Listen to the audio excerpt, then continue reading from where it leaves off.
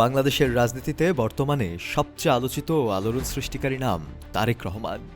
দীর্ঘ ১৭ বছর পর দেশে প্রত্যাবর্তন করা তারেক রহমানকে ঘিরে নানা মহলেই চলছে আলোচনা।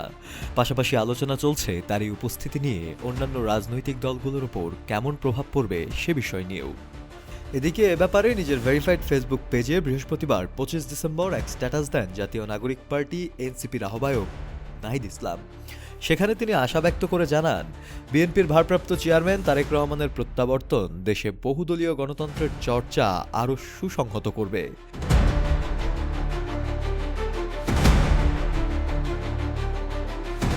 একমাত্র স্মার্ট সিটি বসুন্ধরা, আধুনিকতায় এক ধাপ এগিয়ে। সে একই পোস্টে নাহিদ ইসলাম আরও লেখেন, দীর্ঘ ১৭ বছর পর দেশে ফিরেছেন বিএনপির ভারপ্রাপ্ত চেয়ারম্যান জনাব তারেক রহমান।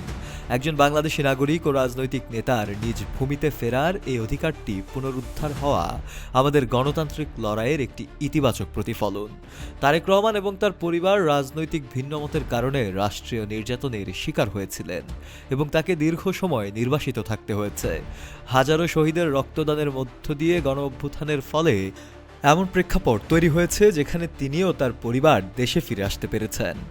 আমরা গণতান্ত্রিক মূল্যবোধে বিশ্বাসী বাংলাদেশ রাষ্ট্র চাই, যেখানে ভবিষ্যতে ভিন্ন মতের কারণে কোনো রাজনৈতিক নেতৃবৃন্দের রাষ্ট্রীয় দমনপীড়নের মধ্য দিয়ে যেতে হবে না। বিগত ১.৫ দশকে অবরুদ্ধ রাজনৈতিক পরিবেশ ভেঙে আমরা আজ যে মুক্ত বাংলাদেশের পথে হাঁটছি, সেখানে প্রতিটি নাগরিকের আইনের শাসন ও রাজনৈতিক অধিকার নিশ্চিত করাই আমাদের মূল লক্ষ্য।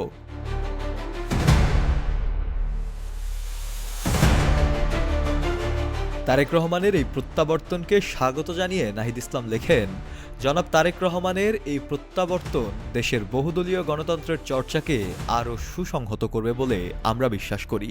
নতুন রাজনৈতিক বাস্তবতায় সহাবস্থান এবং সুস্থ প্রতিযোগিতার সংস্কৃতি গড়ে তোলায় এখন আমাদের প্রধান চ্যালেঞ্জ।